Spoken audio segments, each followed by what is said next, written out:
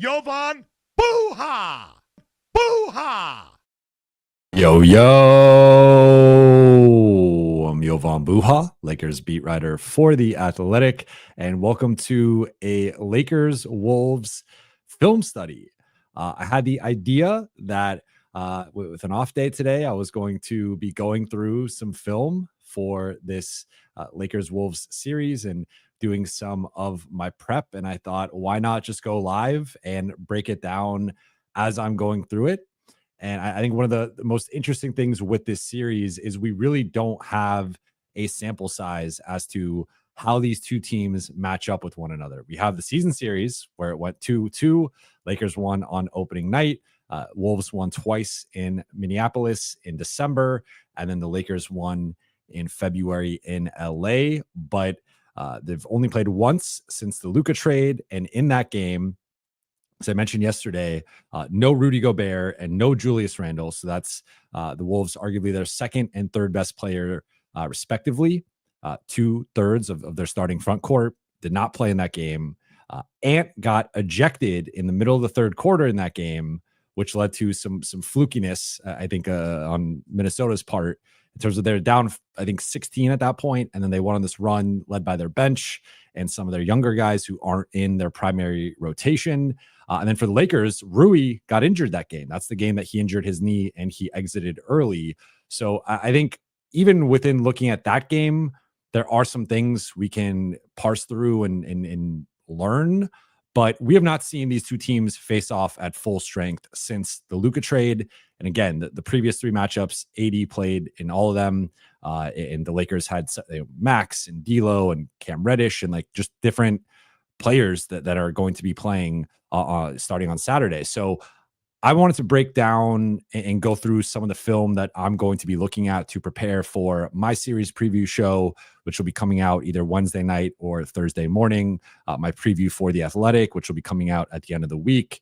And as we just prepare and analyze this series, I want to show you guys kind of a peek behind the curtain of what I'm doing to prepare for it. So I have some video here, some things that I'm going to be looking at.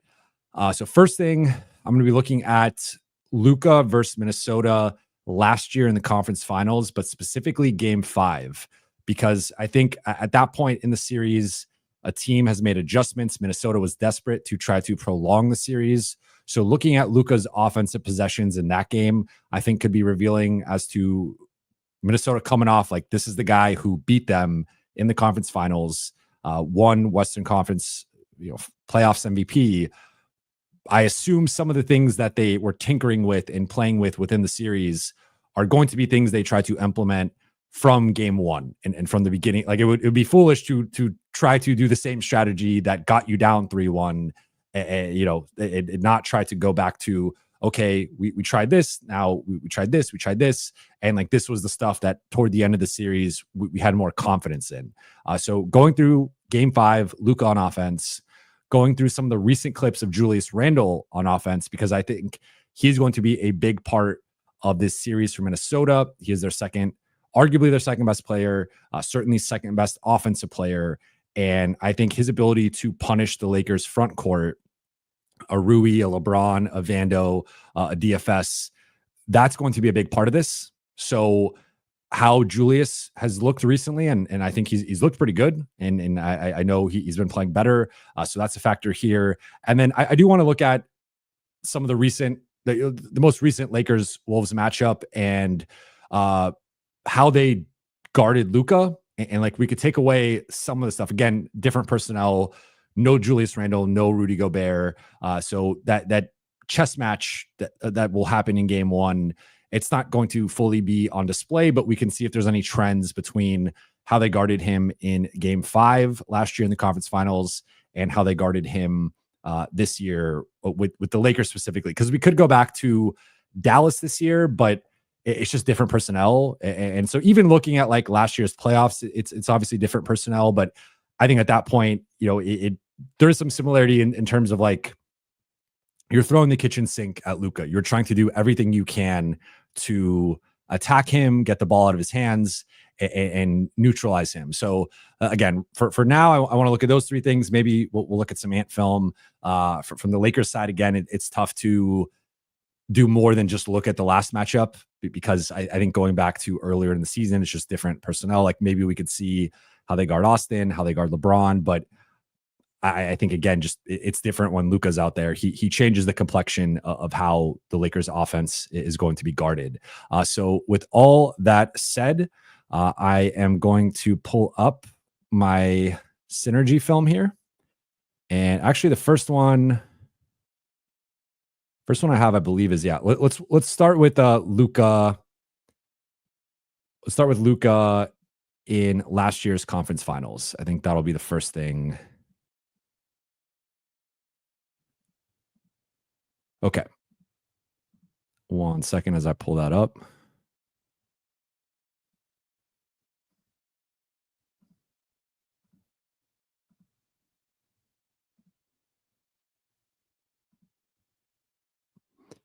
This is Randle. Where's the... Okay. Sorry, this is my first time doing film room stuff live. All right, here we go. All right, so this is going to be Luka's offensive possessions against Minnesota. So you see, let's bring it back for a second. So he's starting off the ball. PJ Washington is bringing the ball up. As Derrick Jones Jr. is setting a pin down. Luka cut toward the basket and got a post up and a goaltending on Rudy Gobert. Next possession, Kyrie's bringing the ball up, and as we see here, I'll pause it for a second. Jaden McDaniels is guarding Kyrie. This is how I would suspect that they'll probably start McDaniels on Austin. And you see here, Ant is going to be picking up Luka. Jaden McDaniels, for as good of a defender as he is, I think he's one of the best perimeter defenders in the league. I think he's a perennial all-defense candidate on the wing. He's just too slight to guard Luka. If you watch that series last year, Luka was just able to punish him with his power and his strength and just create separation and basically do whatever he wanted. So I think that the Wolves, if I were the Wolves, my strategy would be to put McDaniels on Austin, try to envelop him, try to take Austin out and make him not as effective, and then just hope that Ant can hold his own to some extent against Luka. Of course, like Luka still is bigger than him. He's stronger than him. And I think he's going to have his way, I think, in either direction. But that's just one observation here quickly.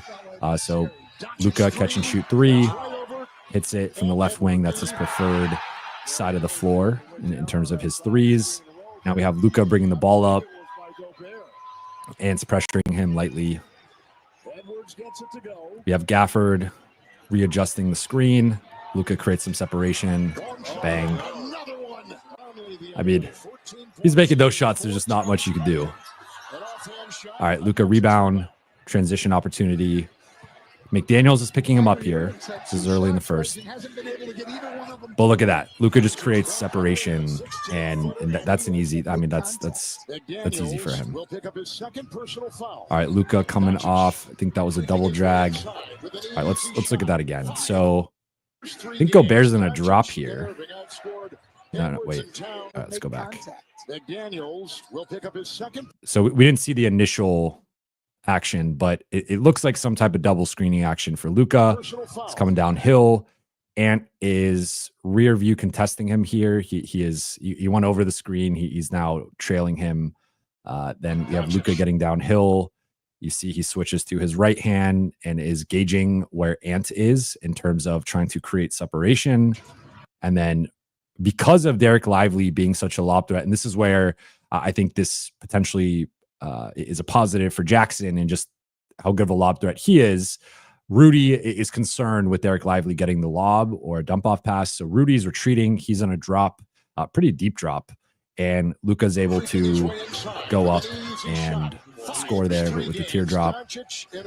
Kyle Anderson did a really good job on Luka. You see them targeting Mike Conley. That's a deep three from Luka. But I suspect the Lakers are going to target Mike Conley a lot because of how small he is, and that's going to be a preferred. So Luka's coming off a screen into a post up. He's posting up Kyle Anderson. That's a night. Kyle Anderson did a solid job defending him. He was probably their best defender, so he creates the turnover there. See, this is a wide pin down for Luka. Comes off with Kyle Anderson, gets by him, and then a bit of a wild, erratic layup there. So far, I mean, they were playing a lot of drop against Luka, which I don't think you're gonna be able to do that in this series, but maybe they'll try it. Again, Kyle Anderson on Luka, high screen from Lively. Luka gets downhill, creates separation, boom. I mean, if that's how they're gonna guard him, he's gonna have a field day. Again, Kyle Anderson, that was their preferred defender, but he's no longer on the team. Gafford, high screen. Luka's pulling up for the logo. This is insane. We've seen him make these types of shots, but this is still the first quarter. Once again, creates separation.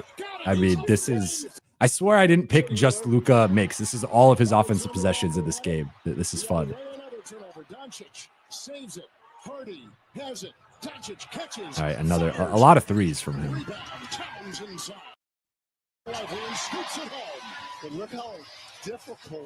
All right, Luka. High screen from Lively, rescreen. Okay, there's still able to get by Gobert and create that separation for, like, Luka's going to have to make his twos, but that's where I think he's been making those shots lately, and that's been an encouraging sign for him offensively.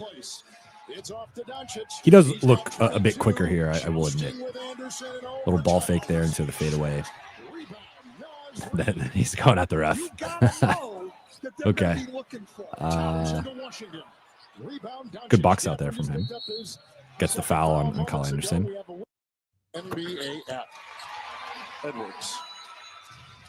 I'll be stopping in between each segment. This will first be Luka versus Minnesota game 5, and then we'll take a break and I'll get into some questions. Has not been a lot at the rim for Luka, I will note, but it has been a lot of step backs and creating isolation or having a slight advantage coming off of a screen type actions. And I will note this is all his offensive possession, so he's going to be shooting at the end of all these unless it's a turnover. But that was a relocation into a catch and shoot 3. A lot of bunnies missed by Minnesota here. This is not a good game for Minnesota. Okay, you got McLaughlin on Luka, who's just way too small, though he does tap the ball away there. I mean, that's one way you could play it. Like, you go Dante DiVincenzo just trying to, Nickeil Alexander-Walker just trying to, like, pressure him and get into his dribble. I guess that's one way. This is the end of the quarter, so pull up 3 from Luka at half court. And at this point, Dallas is up by 30. Going to see if we get any life out of Minnesota here, or they're just finishing out the stretch. Luka versus Ant, which seemed to be their preferred way to start, draws the foul. Look, I mean, this is total domination. Luka at the free throw line. Doncic with the double. I thought I had no free throw. Okay, his first free throws of the game didn't come till the beginning of the third quarter, but it doesn't matter. Dallas is up by 30. Washington, they're bringing Towns into it. And the second screen there from Gafford. Luka gets downhill. I mean, there's just so many variations that the Lakers can do here with LeBron screening, with Rui screening, DFS, Jackson. A lot of different ways they can attack that. Like, they can't hide Rudy. They'll just bring whoever Rudy's guarding into the fray. Here's Rudy switching on to Luka, shading over with Conley, and then bad pass from Luka there. 10 for 37 from 3 at home in the playoffs. Think about that, Coach. Interestingly, and this is partly because they have Kyrie, but obviously the Lakers have Austin and LeBron and can do their version of this. Is like, it's been a lot of Kyrie bringing the ball up and initiating offense. There's Luka after the and 1. Look at this, 31 points, 12 of 18 shooting. Incredible. High screen from Lively. Luka creates the step back separation. Misses the shot, but like, he's going to have that basically any play he wants.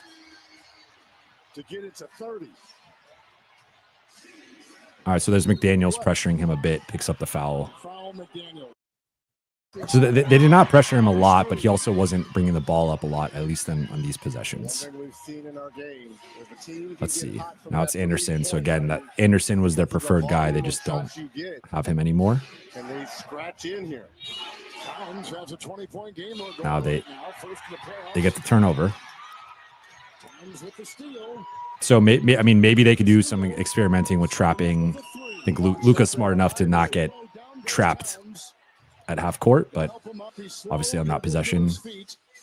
On the other end, they've got Washington, Green, Luka, lob, turnover. Yeah.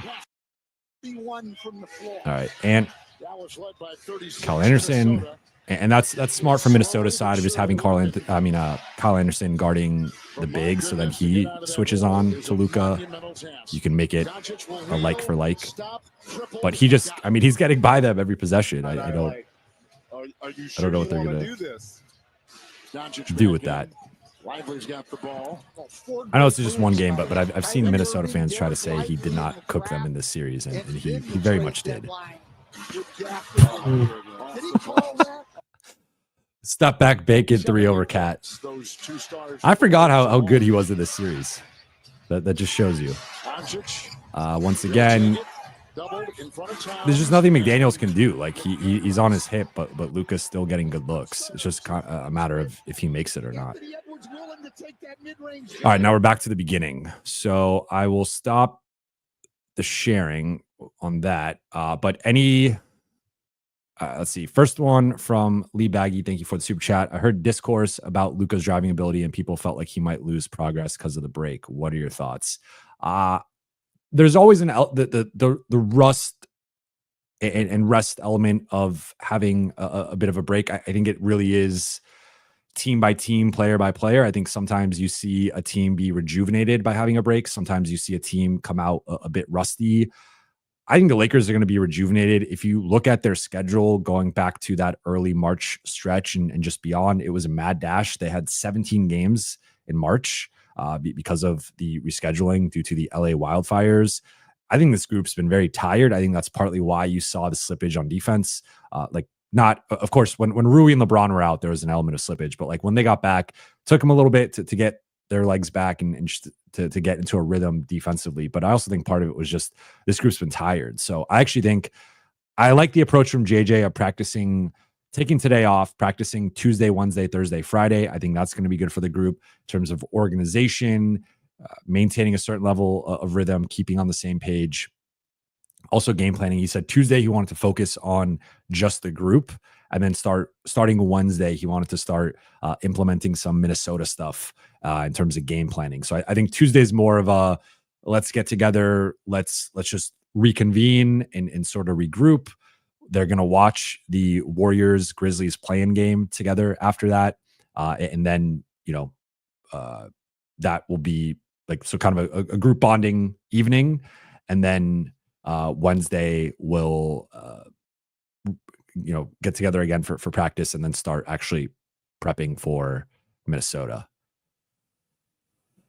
Millions, thank you for the super chat, random. But what do you think of the Bucks' chances? I think the Bucks, they can beat the Pacers. I think I might slightly favor the Pacers. I think that's close. That one I have to study a little bit more, but even if they win that series, I don't think they have much of a shot against Cleveland. Like maybe they put a little bit of a scare because of just Giannis and Dame are so good, but I don't like their defense. I think Mitchell and Garland are probably going to have their way in that series, especially with Dame having to guard probably one of those two guys, or maybe they try and hide him on the fifth guy. But like you can run stuff for Max Strus off the ball. You can run stuff for DeAndre Hunter. Like there are different ways to attack Dame in off-ball actions. So I think Milwaukee is at best like a competitive second round out,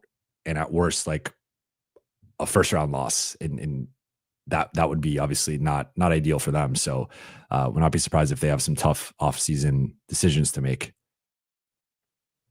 Mr. T says he's got Pacers over the Bucks. That's certainly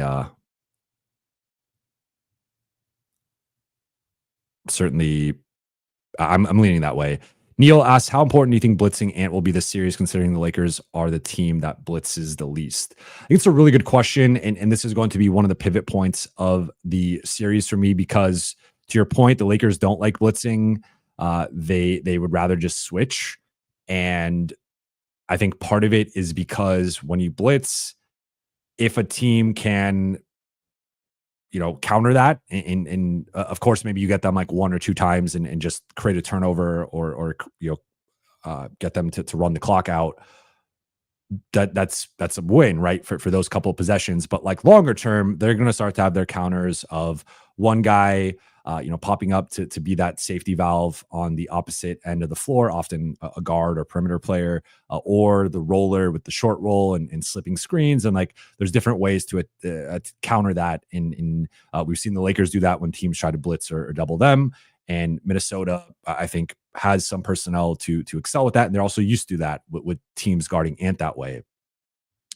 The problem with blitzing and creating those 4-on-3, 3-on-2 opportunities, obviously, is then you're at a defensive disadvantage. And I think the Lakers have tried to prevent that in as many ways as possible, because though they have a certain level of size and strength and physicality with their wings, they don't have a lot of the defensive personnel. Like Vando is one of the guys. I think a locked in, which we'll see in the playoffs, LeBron is one of those guys. But like getting down to like the Rui, DFS, even Gabe is just kind of too small to do it. Like, so if those guys are in a 3-on-2, 4-on-3 situation, sometimes it comes down to speed and athleticism and your ability to make plays and read situations quickly and counter what the offense is trying to do in those instances. And sometimes it just kind of comes down to a speed and athleticism thing.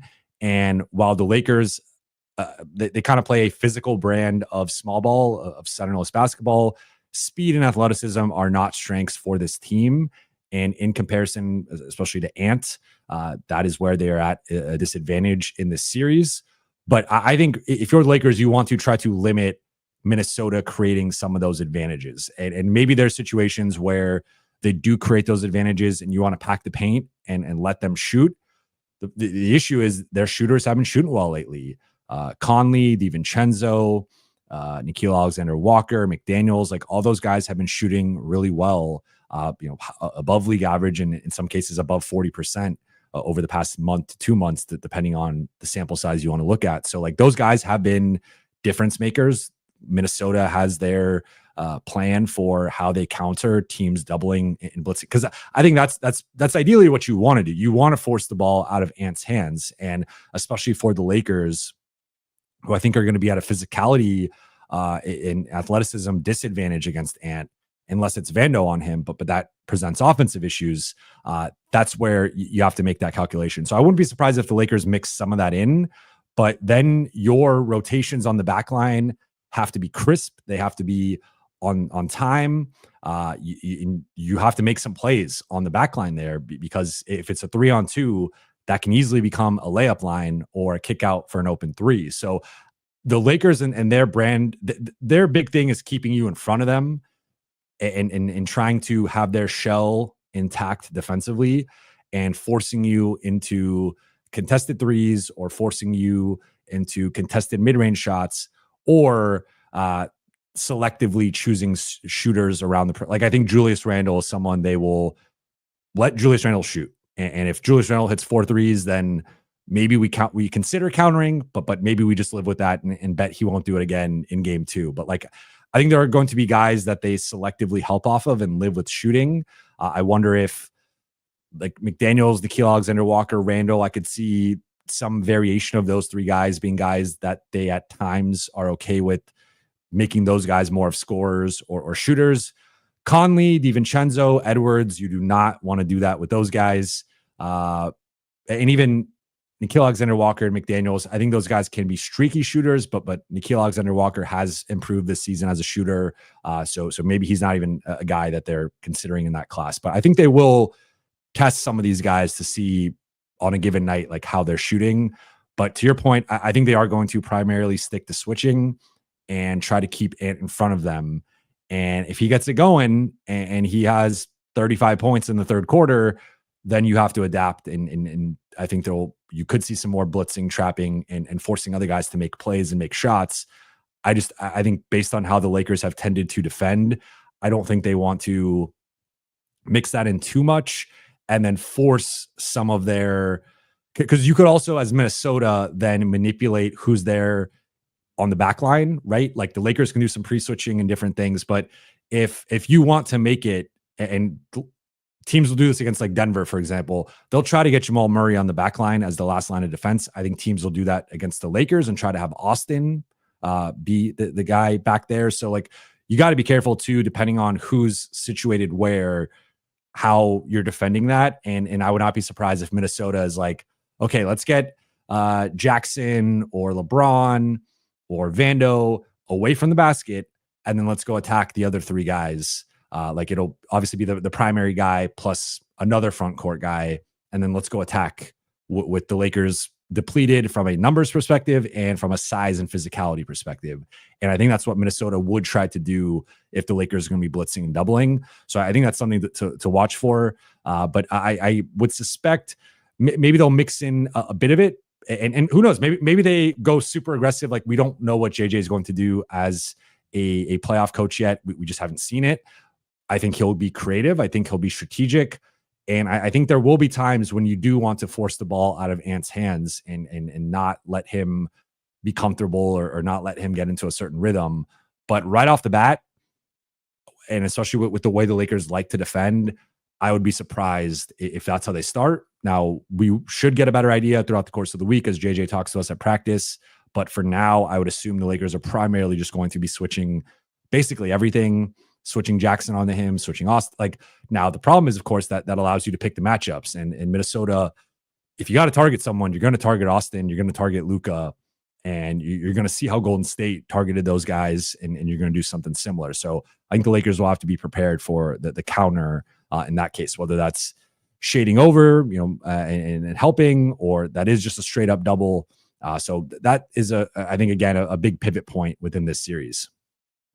So we got another super chat from By the Dip. LeBron taking over the fourth or Luka in the series. Interesting to see who will. Well, based on how a lot of these games have gone, it's often been Luka starting early, as Istok said, as the hammer, and then LeBron comes in a little bit later. And so I made the case that it's like Luka's throwing a lot of aggressive, quick jabs, and then LeBron comes in and throws the haymakers when everyone's tired, and he still has that extra gear that LeBron always has. But I think it's going to be far more like matchup based and who's in a certain rhythm.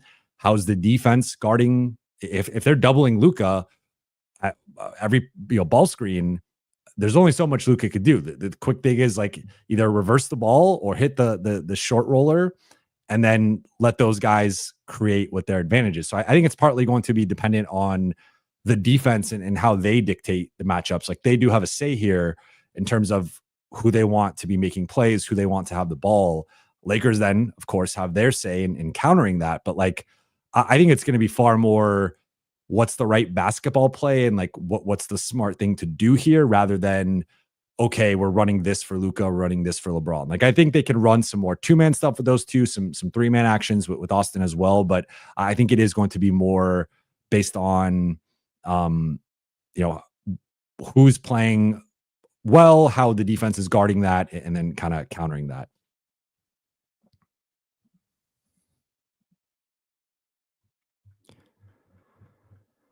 All right, Fred Wilson, I see you have a super chat, but I don't see a question. And L asked, do you think the Wolves are better offensively this year than last? I do. I think the top end, well, I think Ant's better. So I think Ant's a better shooter, both in terms of three-point shooting, but also pull-up shooting. He's also a better passer. So I think Ant has taken a step in his game. I think the supporting cast has been a bit more consistent offensively and with their shooting. Now, I think the one thing is, I think Cat is just straight up better than Randle, and within a playoff context, especially with the two big looks, like was a big piece where he could space the floor and be a catch and shoot threat who you really had to respect and guard out at the 3-point line, whereas Randle does not command the same level of respect, and I don't have as much confidence in him. And Cat is a divisive player, and I know people can look at certain games or series where he wasn't maybe up to expectation, but I thought he was a big part of why they got to the conference finals. I think he was their second best player throughout the playoffs, and like especially in that Denver series, he had some really big games and some really big defensive performances against Jokic. So I know a lot of people have issues with Cat, and specifically issues with him in his time in Minnesota, but I think Cat's just a straight up better player than Julius. I think that's bore out this year as well. He's looked better in New York than Julius has in Minnesota. I know Julius has looked better more recently, but like Cat is like a second or third team All-NBA guy this year. So I think like maybe the top end of their offense is a little bit worse, because I think there's a bigger drop off than ever between Ant and whoever's number 2. But Ant's better, and I think that the supporting cast is a bit better with playing out of doubles and their kind of counters to that, and also the shot making has been at a higher level. This has been one of the better shooting teams in the league over the past couple months, and really in the course of the season. In defense of the genre, 10-22, do you think the travel between LA and Minnesota could be a factor for the series? Certainly. I think it is. I talked about that yesterday a bit. It's not the easiest flight. It's not the hardest flight either, but you are flying to past the midway point of the country, and or flying back past, over half the country to get to LA.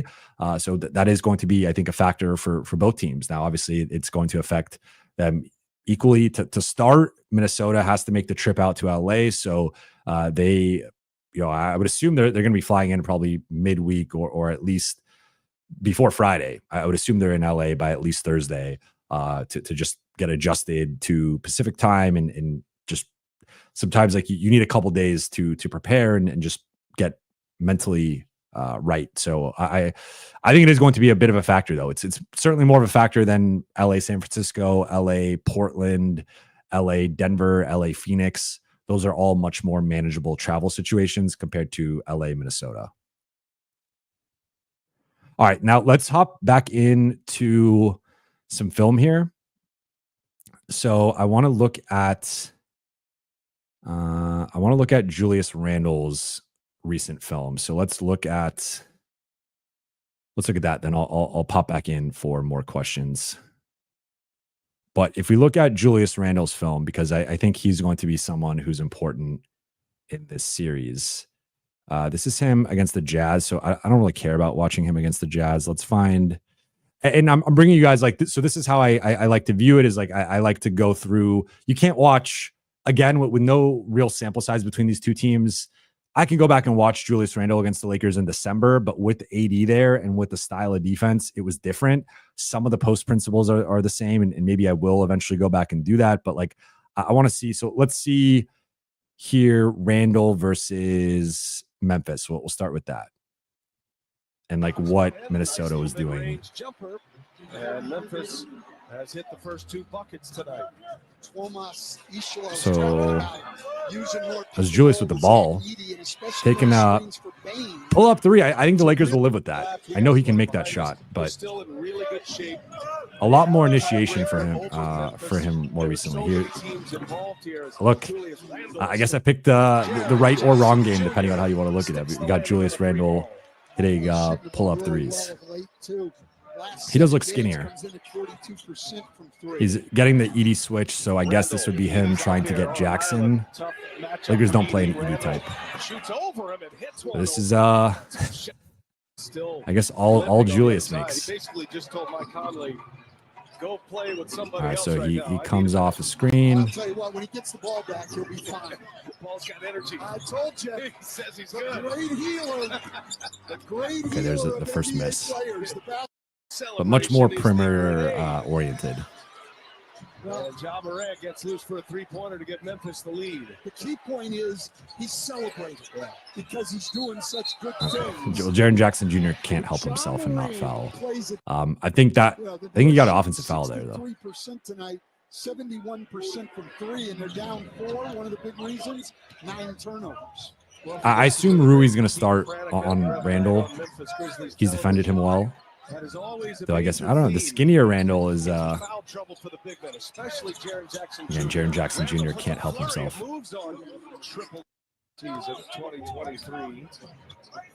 Randle to me might be the X factor. If he's the 4th best player, which on paper he should be, then Minnesota has a chance. If he's the 5th best player or worse, then I think they're a bit in trouble.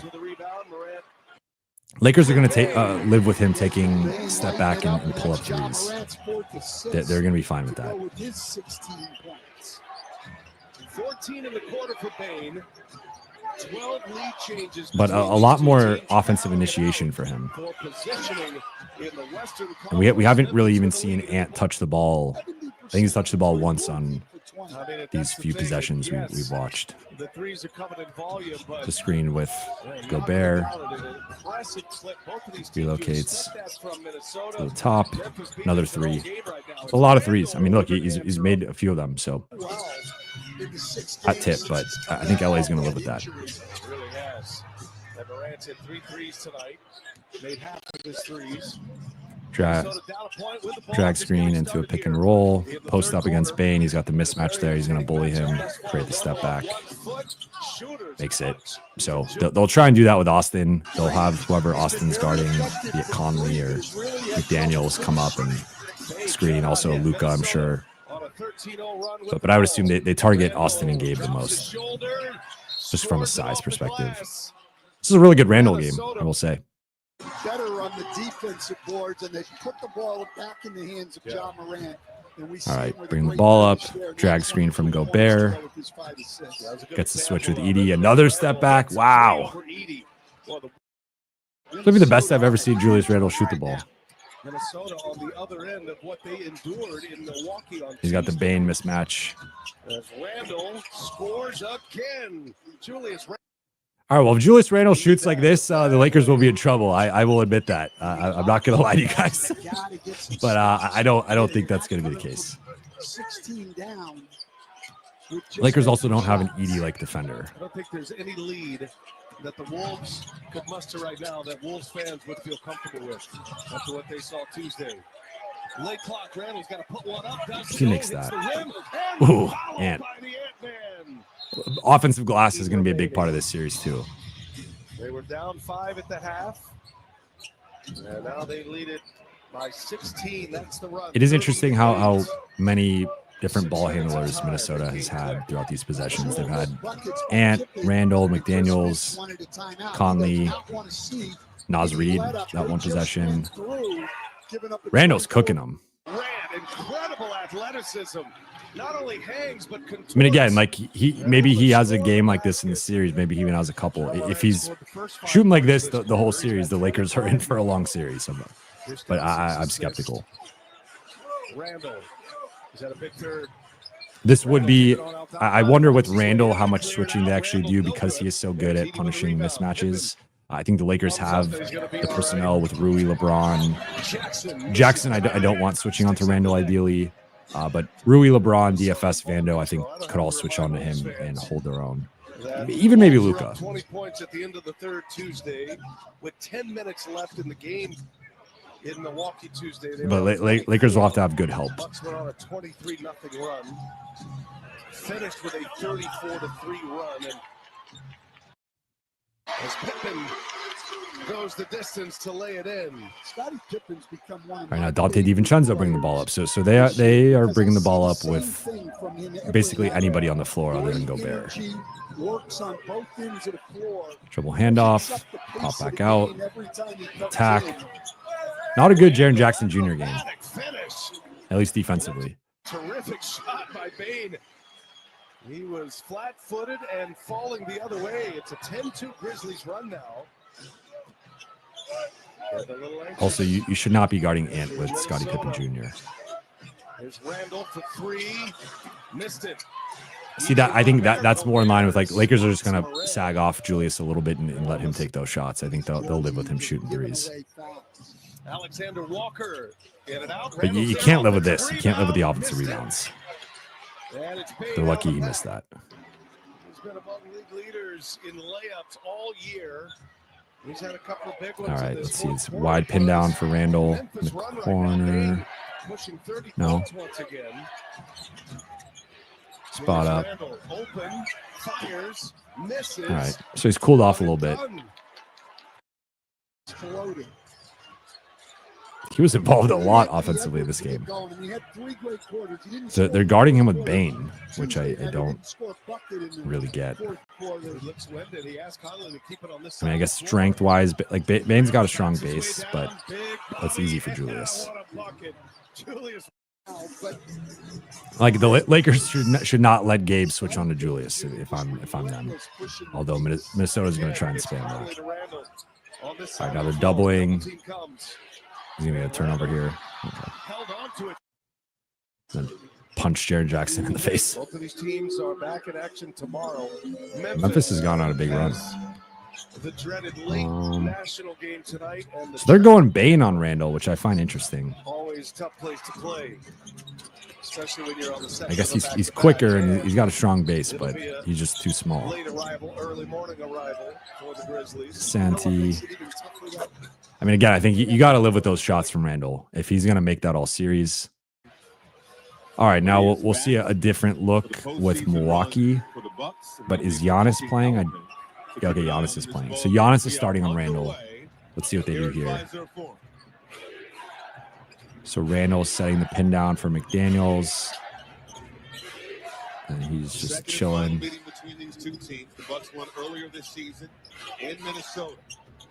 Look, it's Torian. All right, I guess Randle is the greatest shooting big man I've ever seen in my life with some of these clips here. You got Kuz on him. All right, mistake there. I think you want to force Randle into some decision-making against help in doubling. I think you want to test his playmaking, although he's been doing a good job lately.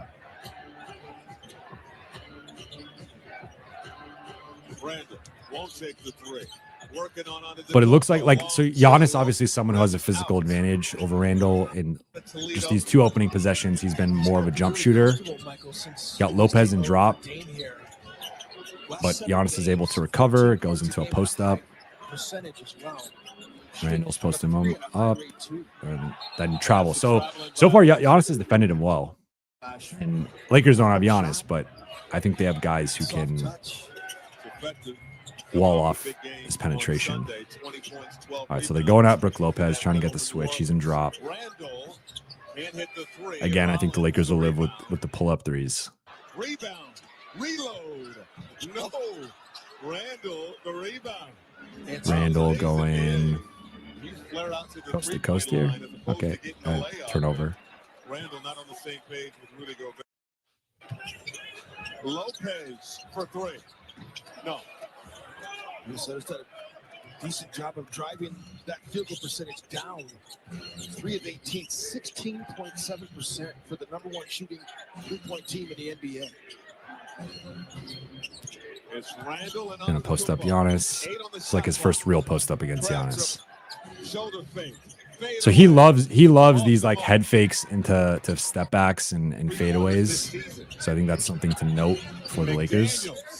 tipped up and off. He's not had like a lot of this has been very perimeter based in terms of just him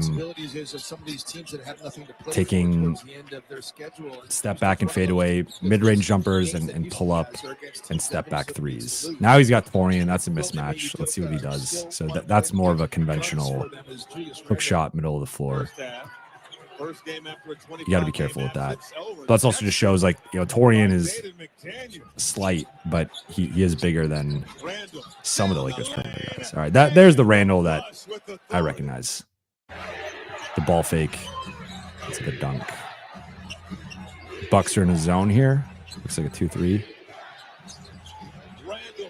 So Randle's letting it fly. That is something to. He is fearless at the 3-point line. All right, middle of the zone, attacking Portis. Gets him up, gets the foul. Almost an and one. You gotta be careful with the head fakes. He's a big head fake guy. Off the heel, offensive rebound, Conley. It rotates. Randle on the drive. That was almost a travel, but then a bad pass. So Bucks have been in the zone.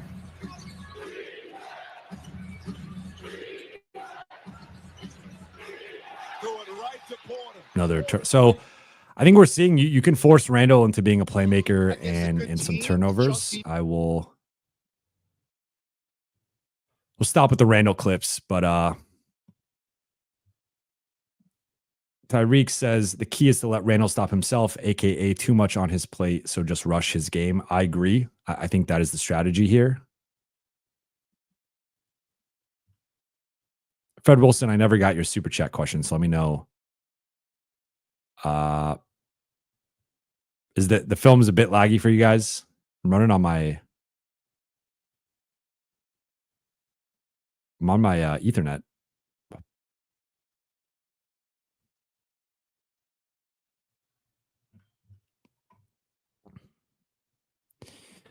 And L, are you worried about Naz Reid? He can go off in the playoffs like he did last year. I am worried about Naz Reid. To be honest, like he might be the second Timberwolf I'm the most worried about outside of Ant. I guess if Julius is making some of the shots he was making on Memphis, then like, you know,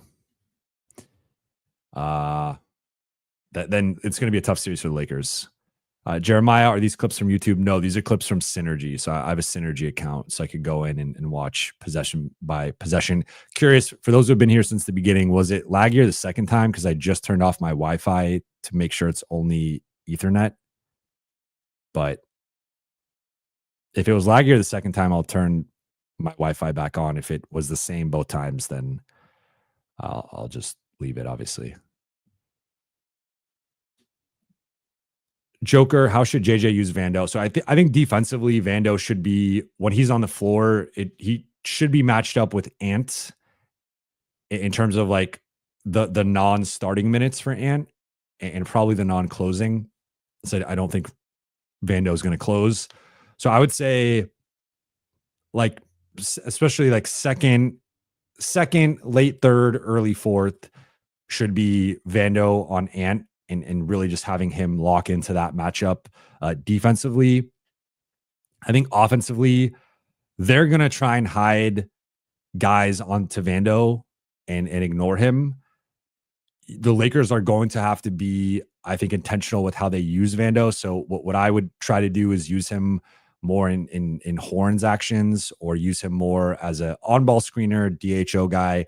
I think if you put him in the corners, teams are 9 out of 10 and probably even 10 out of 10 times live with Vando taking an open corner three or semi-contested corner three. So if you put him in the corners, I think that is going to be death to the Lakers offense. I think we saw that last year with how Darvin used him, and then he started to use him more in the middle of the floor. Like I think Vando needs to be a middle of the floor player. I think when Vando is in the middle of the floor, sometimes you could use him in the dunker spot depending on what you're running. But if you're using him more at the elbows and more at the top of the arc, I think that's the best use of Vando offensively. Leverage his short roll playmaking, leverage the way that teams guard him against them and drag that defender. Because I wouldn't be surprised. Like they might put Conley on him. They might put Gobert on him. They might put Randle on him. Like they're going to hide some of the guys they want to hide defensively or not be in the primary actions against Luka and make it so, hey, if you want to have Vando go screen for Luka, we're okay with that. We're okay with making that bet there. But I think Vando's underrated as a playmaker. Finishing is a concern, and I've long said his finishing is to me more of a concern than the shooting, because sometimes he'll bobble the ball in the paint and miss layups and just struggle to finish through contact or through traffic.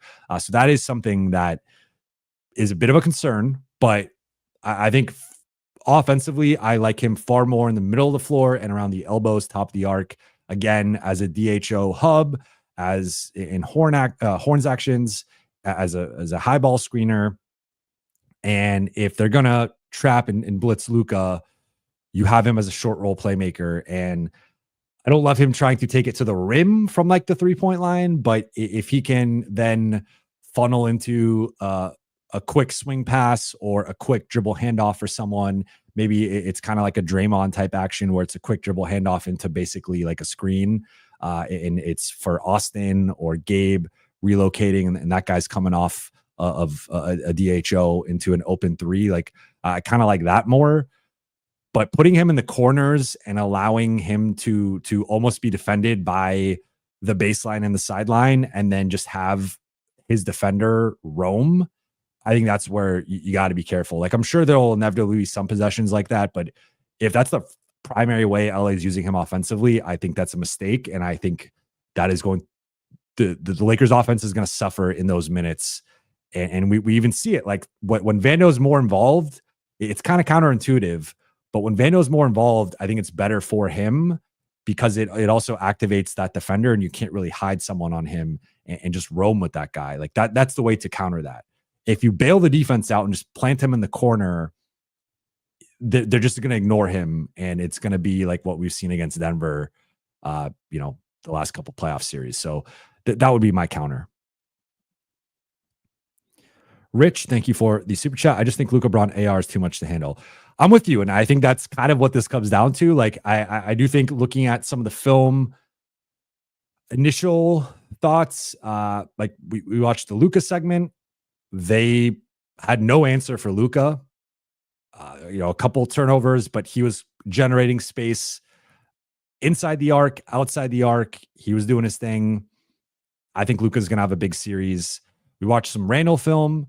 He is very perimeter based now. He has shifted his game and partly needing to do that because of the Wolves and their spacing. So he's taking a lot more pull up threes. He's taking a lot more step back fadeaway jumpers, even more than in New York. And there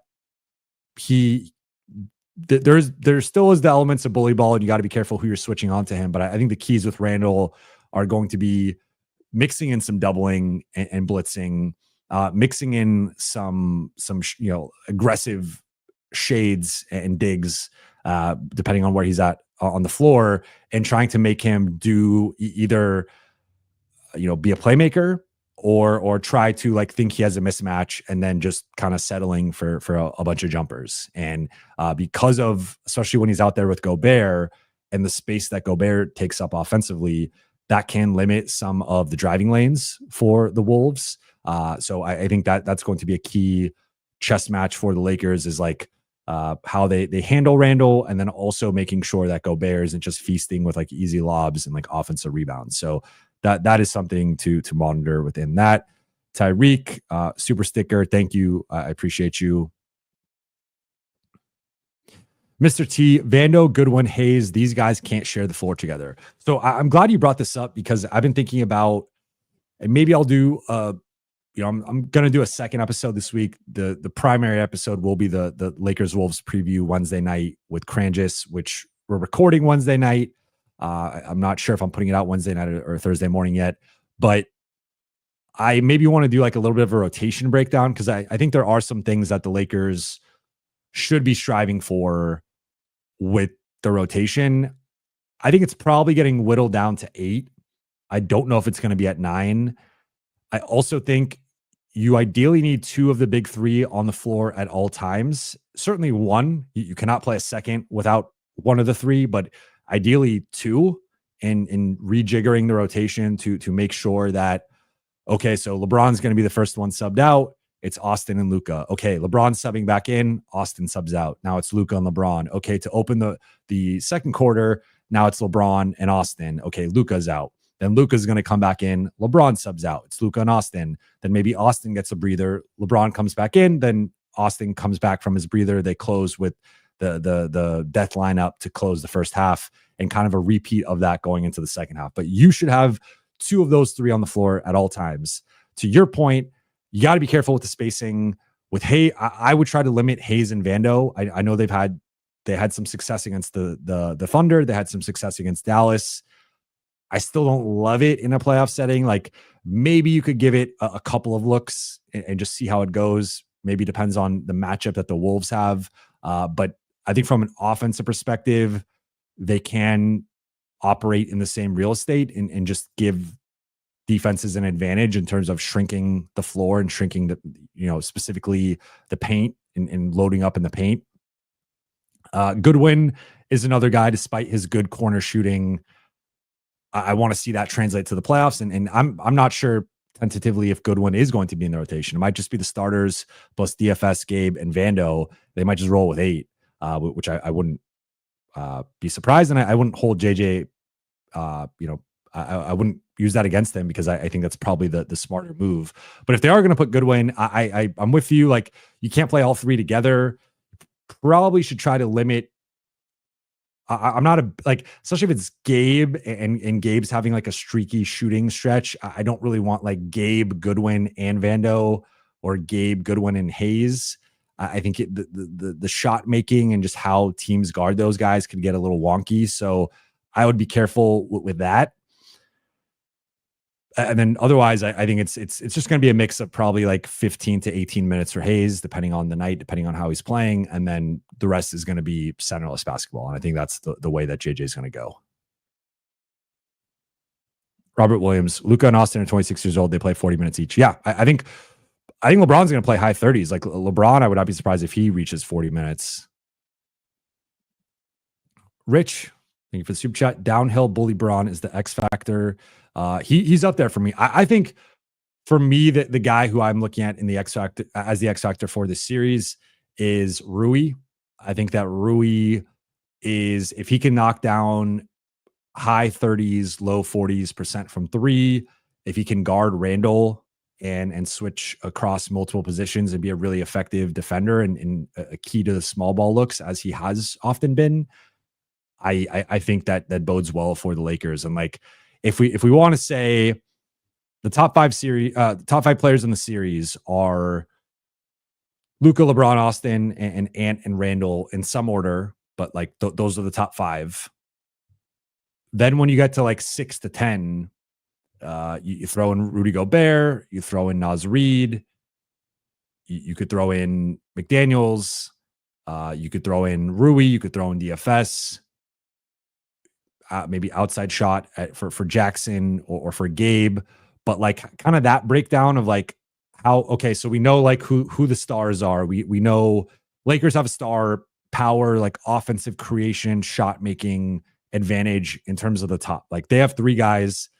Minnesota maybe has 2. I have my concerns with Randle based on some of his playoff track record, but like, let's just say for argument's sake, they have 2. Lakers have 3. Okay, so 3 is greater than 2, obviously. But like, what happens with the rest of the group? Because Minnesota can compensate for not having the top end talent.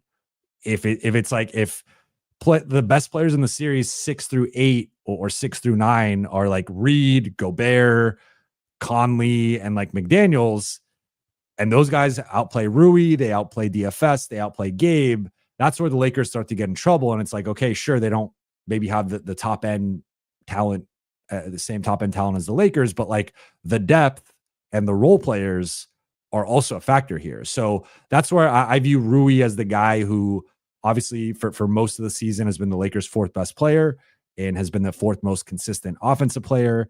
And I think defensively has been a huge part of LA's second half success and the success of the centerless lineups.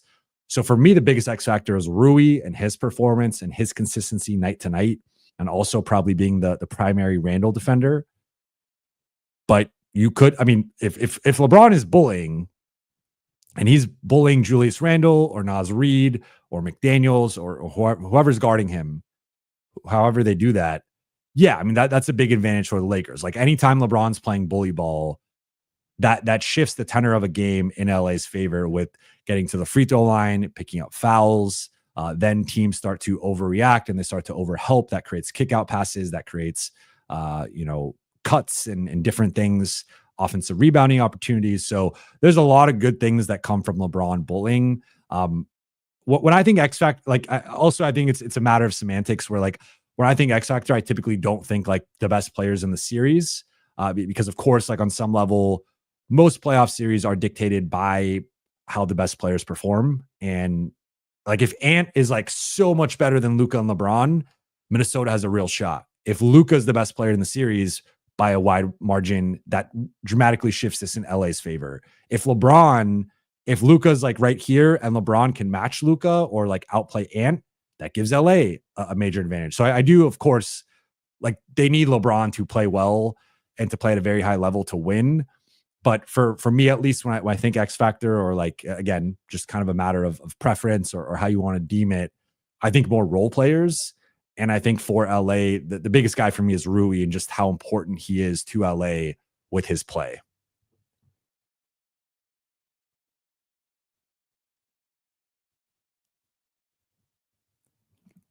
Art of War says Randle doesn't show up in the playoffs. I mean, that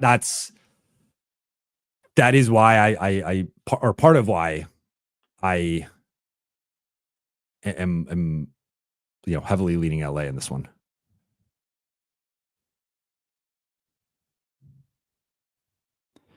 All right, then let's look at some film here from the most recent game against these two teams, and then do some more Q&A, and then we will wrap up.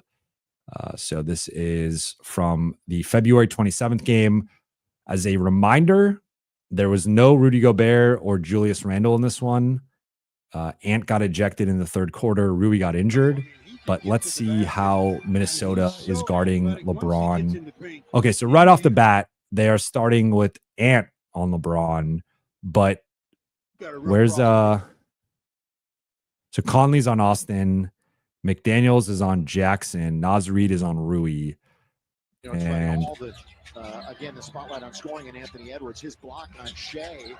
Okay. At the end of that overtime was the key to the victory against Oklahoma City. McDaniels on Jackson is interesting.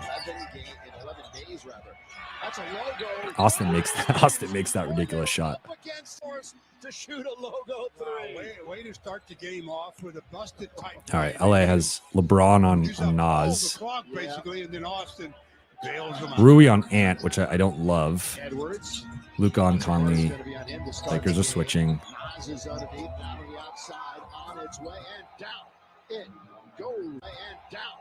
It goes by Jalen Clark. All right, so this is like clipped into each possession. Austin, wild drive, gets fouled. The first two baskets of the game. Both these teams, it's just a really busy time of year as we come out of the All-Star Jackson on break. McDaniels. His offense has You live with a Jaden McDaniels pull-up free throw as we come jumper. out of the All-Star break. Haven't really seen a Luka possession yet.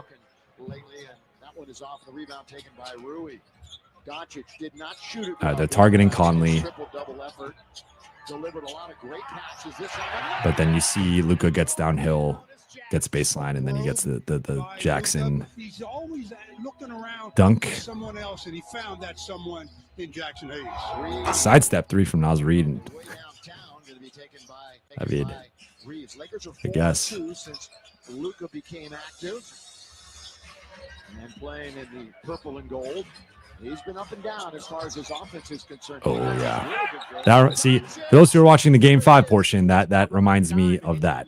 Well, and the main thing about Luke is, like most of the great players, they play at their own pace. So if the Timberwolves do not space, If I remember correctly, Rui did a pretty good job on Ant. I still don't want that as like the opening matchup.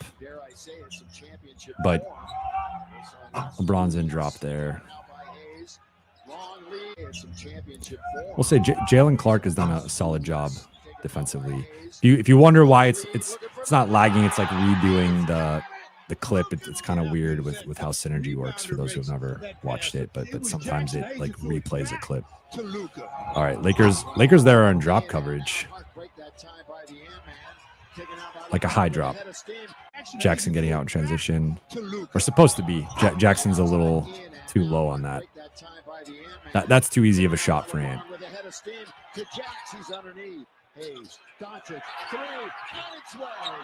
It is interesting that they started with Clark on Luka and not Ant or McDaniels, but I guess part of that is they needed McDaniel. McDaniels is playing the 4 right now, so that's why he's guarding Jackson. I would assume then Gobert. I think Gobert starts on Jackson. I think Randle starts on. Between these two, Minnesota has I guess Lakers won LeBron. on opening week. They kind of have to put Conley on Austin, so at least with the starters. So maybe it's Conley on Austin, McDaniels on LeBron, Ant on Luka, and Randle on Rui. But I don't love any of those matchups, to be honest, if I'm Minnesota.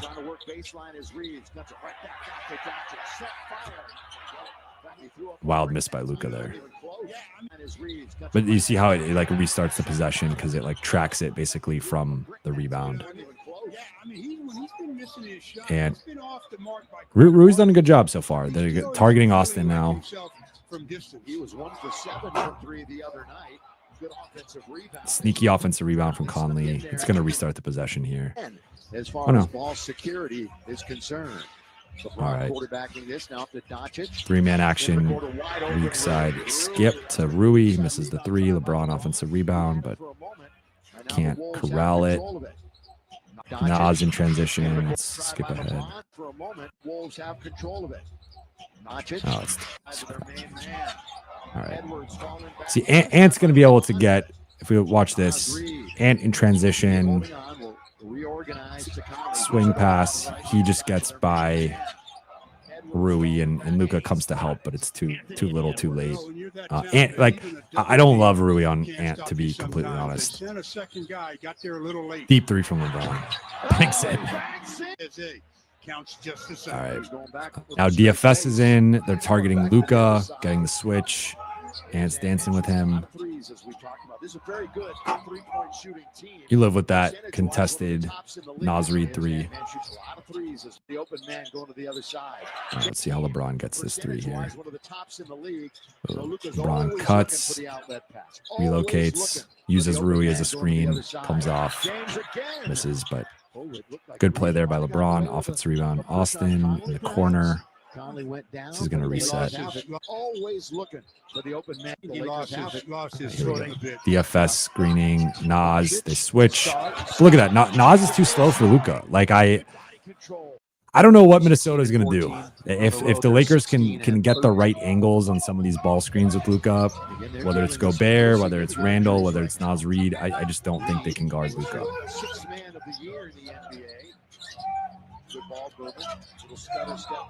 But they are going to target him a lot. There's Clark.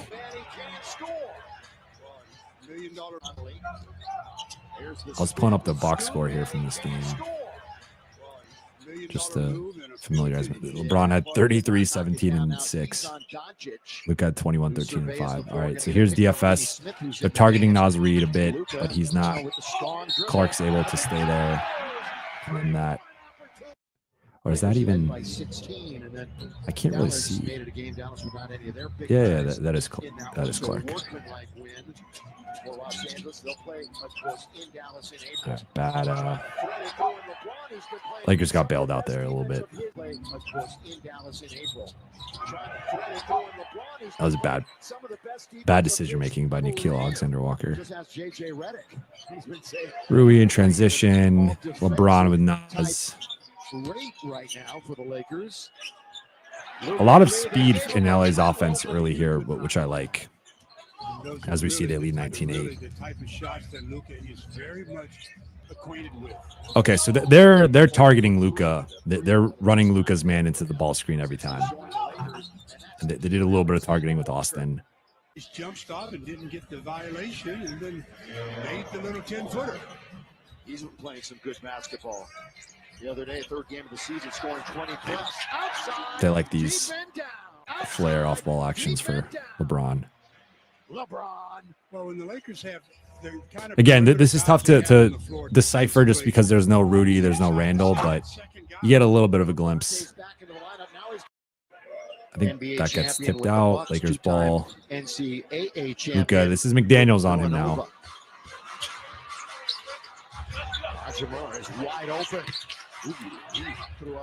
I mean, that's going to be a big shot for Rui if he can make that type of shot because he's going to have it. You see how aggressively they're helping off in the paint. But big offensive rebound from Dorian. Goes and sets the screen. Pops out. Wide open 3. Does he make this? Misses. Lakers are getting some good looks. Another offensive rebound. All right, there's the layup for Luka. It didn't hit anything. Big scoop and score. Little friendly fire that time for Minnesota. So now they're going DFS on Ant, but they're just, you see, now they had Ant set the screen so he gets Austin switched on. That creates an advantage. DiVincenzo down to the corner, in and out, no. DiVincenzo was a So they're, I mean, predictably targeting a lot of Austin and Luka with having their men screen for Ant and getting that matchup. over the break. I'm going to stay with the positive. If you know the story, you know what I'm talking about. But it was a great hell of a pass attempt, but obviously the execution. Okay, so Gabe on Nickeil Alexander-Walker, Vando on DiVincenzo. I would like to see Vando on Ant, but he's aggressively shading over. wide open. This was fired up by This was Shannon Jr. Terrence Shannon, who later killed the Lakers in this game. Lakers will take the tap. Gabe Vincent. All right, we got Gabe Yeah, one of the keys tonight versus the ball. So the Lakers have to get some Luka's got the production mismatch from both against ends. Nickeil Alexander-Walker. What a pass. And look, Vando's going to have that shot. That's where he camps out on the offensive end. Minnesota will live with that, but you got to be careful with Ant and the pull-ups. He can take that at any moment. But this has been a good game from LA from an offense perspective. I like the pace. I mean, bad turnover there from Austin, but like I'm liking the pace. I'm liking how they're playing. And up to this point, they have everybody healthy. Rui hasn't gotten injured yet. There's Vando on Ant. And I like that. Make him uncomfortable. See, he gives up the ball. Gabe's got to be better there. He wasn't ready. Well, it was a tough shot for Dante. All right. Now McDaniels is on Luka. They're setting double drag. Gets Shannon on him. Creates that separation. I mean, Luka is going to be able to do whatever he wants in the middle of the floor against these guys, I think. Unless they just start doubling him. So Doncic already has shot it 8 times. But same thing in game 5, as we saw. All Number 1. right, now Ant has Gabe. Edwards into the key, wanders into the key, back out on top. Relocates. McDaniels can't catch the pass. A strange play. All right, Ant on LeBron again. But there's no more Luka. I already don't love this lineup with Goodwood, Vando, and Gabe. And LeBron and DFS. That's just not a lot of ball handling and shooting.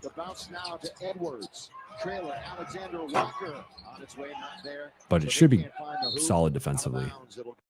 When they need his size, don't they? No, they need his rim protection. Yeah, they do, for sure. Absolutely. He patrols the paint very effectively. Okay, so there, as you see here. No, they need his rim. So they're going at Dillingham here on Goodwin. And this is what tends to happen with Goodwin. He gets some of the weaker defenders. He sets the screen here for Ant. LeBron tries to get Dillingham to switch onto him, but he shows for a second. Then you see he's reversing and is going to go around. Ant's going to take the matchup. But because of that, Goodwin is able to slip out here. And Vando's in the dunker spot. So Shannon should be lowered here, closer to the rim. He I believe was, if we take it back, yeah, he was 2.9ing, so he was 1 foot in, and then. But this is also smart by LeBron in terms of the timing of when you see this guy as the low man helping when they're in the paint. You know they have to step out at some point, and the smartest players like LeBron, like Luka, will wait until they see the players start to retreat and then go and do the action. That's where Goodwin slips, and then Shannon can't get over in time. Goodwin gets away. Smart play from slip from Goodwin and smart play by LeBron. They go back to it, and then this time Goodwin has the ball. LeBron screens for him. Then a cut from Vando. Miss it. Like, that's where Vando's got to be able to like catch those and finish, or at least maybe swing the ball to the corner or kick it out. Gabe on Ant. Foul on LeBron. 28, being down by. With Luka having it, Stu, we talked about how if LeBron gets the All ball, right, so they're pressuring Gabe with Nikhil Alexander-Walker. I think that's smart from Minnesota side. Goodwin is operating as the safety valve there. Another two-man action, Goodwin and LeBron. They're trying to get Dillingham switched onto LeBron, but Minnesota's doing a good job preventing that. Good drive there from Gabe, and good shoulder bump to create separation. Nikhil Alexander-Walker. Doesn't want to expend the energy bringing the ball up the floor. Lakers are fine with Shannon, I guess, shooting. Helped off a little bit too aggressively there from Nikhil. But hey, it's working. They're up 31-15. Big Jordan Goodwin ball handling game here. Good defense from Dillingham.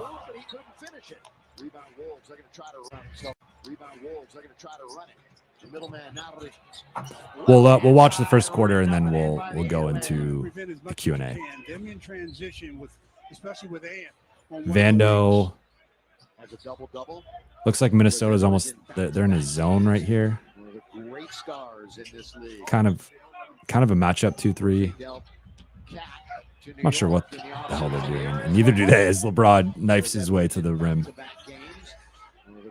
All right, LeBron. I'm rewatching this. Vando comes and screens for him. Dillingham's, yeah.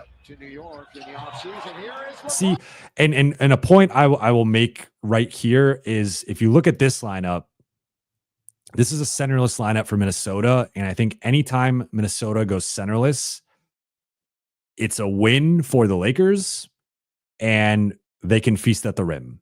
And this is a group that likes to play big, prefers to play big, is going to want to keep Rudy or Naz out there, or at a minimum Randle. And if the Lakers can get them at any point to downshift to playing centerless, that is a win for the Lakers in this series.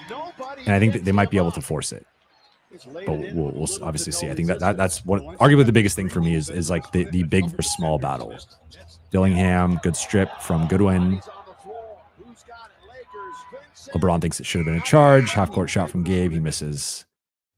And that's it. Okay. So back into the chat here.